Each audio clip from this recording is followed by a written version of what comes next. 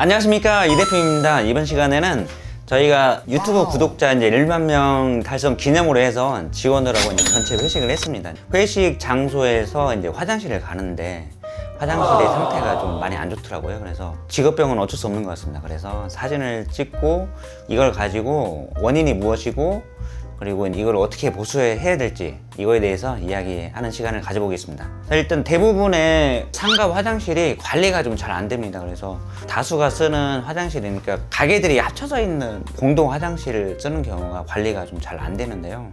자, 이렇게 사진을 보시면 상태가 좀 많이 안 좋잖아요. 그래서 이게 근데 보수를 하지 않고 이제 그대로 방치가 되는 경우가 많이 있어요. 그래서 건물을 이제 관리 업체에 이제 맡겨서 이제 하는 데들은 조금 잘 되는데 건물주분이 여러 가지 차일피일 미루면서 이렇게 방치되는 경우가 있는데 흉물스럽고 지금 보기가 안 좋잖아요. 그래서 이걸 어떻게 이제 보수를 간단하게 할 수 있는지 그 방법에 대해서 한번 이야기해 보겠습니다.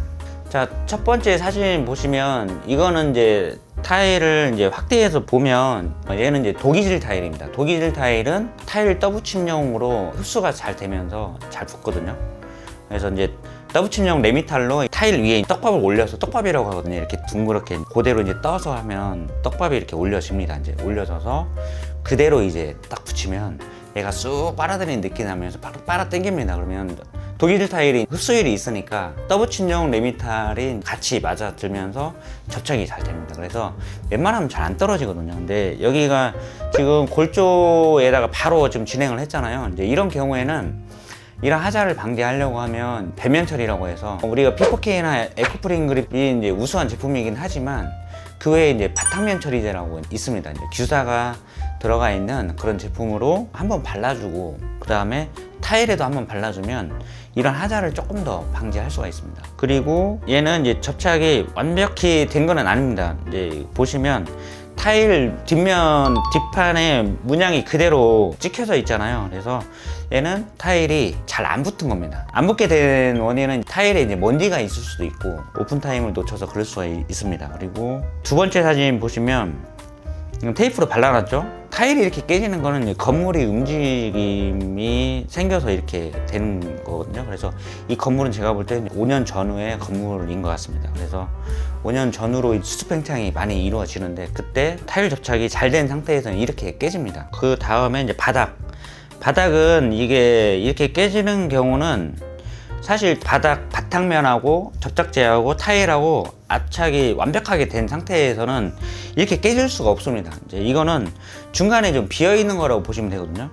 그래서 타일이란 게 이렇게 막 우습게 깨지지 않습니다. 이거는 타일이 이렇게 많이 깨진 거는 무거운 게 떨어졌거나 아니면 밑에 접착제가 잘 채워지지 않았을 때 이런 경우가 생깁니다. 그래서 이거는 방치하지 말고 바로바로 해야죠. 이게 지나다니다 걸려서 넘어질 수도 있고 그리고 위에 이렇게 지금 붙여놨잖아요. 이게 또 다른 원인으로 해서 문을 열고 닫으면서도 충격이 가잖아요. 그럴 때 이제 떨어져서 사람이 다칠 수가 있거든요. 이거는 바로 보수를 해야 됩니다. 이렇게 테이프로 발라놓을 게 아니고. 그래서 보수는 가장 간단한 거는 이 첫 번째 사진 보수는 무조건 얘는 이 상태로는 접착을 할 수가 없기 때문에 다 털어내야 됩니다. 이게 떡밥을 다 털어내고 그다음에 가장 좋은 방법은 쉘터 글루를 이용해서 그렇게 해서 그대로 이제 붙이는 거죠. 새로운 타일로 붙이는 거고 아니면 간단하게 이제 시공자분이 오신다고 하면 똑같이 떠붙임으로 시공을 하셔도 됩니다.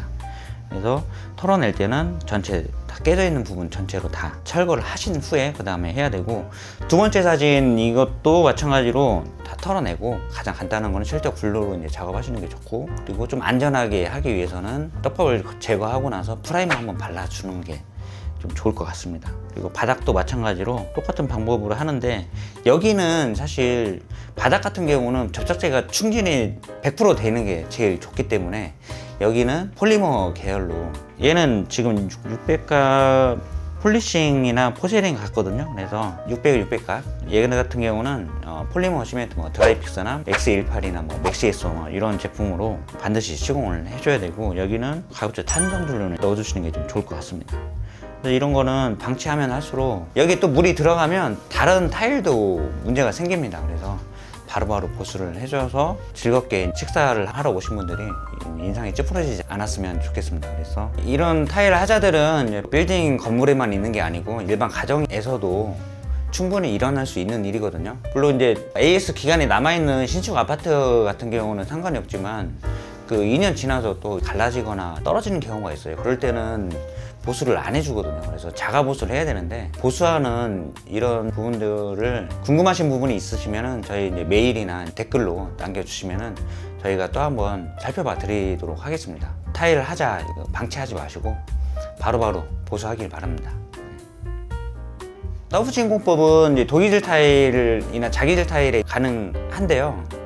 근데 더블 진공법이 상당히 위험합니다. 면이 안 맞으니까 면을 맞추려면 이제 어쩔 수 없는 거 아니냐 이제 그렇게 하고, 시공비 차이로 인해서 이제 그런 부분들이 생기거든요. 만약에 이제 폴리머 접착제로 해서 이제 계량 합착으로 했다고 하면 이런 경우가 훨씬 덜 할 겁니다. 그래서 접착제를 좀 계속 바꿔 나가야 된다고 저는 생각을 하거든요. 그래서 계량 합착은 바닥면에도 요철을 내고 타일도 요철을 내서 두께를 좀 가져가는 형태로 시공을 하는 건데, 이런 방법이 이제 재료비나 이제 인건비에 충분히 지급이 돼서 하자가 가급적 안 나는 건물을 좀 많이 만들어냈으면 좋겠습니다. 이렇게 해서 타일 하자하고 그 다음에 보수 방법에 대해서 말씀드렸는데요. 뭐 사실 보수하는 게 간단하진 않습니다. 그렇지만 방법만 알면 되니까 한번 다음번에 기회가 되면은 저희가 보수하는 영상도 한번 찍어보도록 하겠습니다. 자, 이렇게 해서 이번 영상은 마치도록 하겠습니다. 이 영상이 도움이 되셨다면 구독과 좋아요, 알림 설정 부탁드리고요. 시청해주셔서 감사합니다. 행복한 하루 보내세요.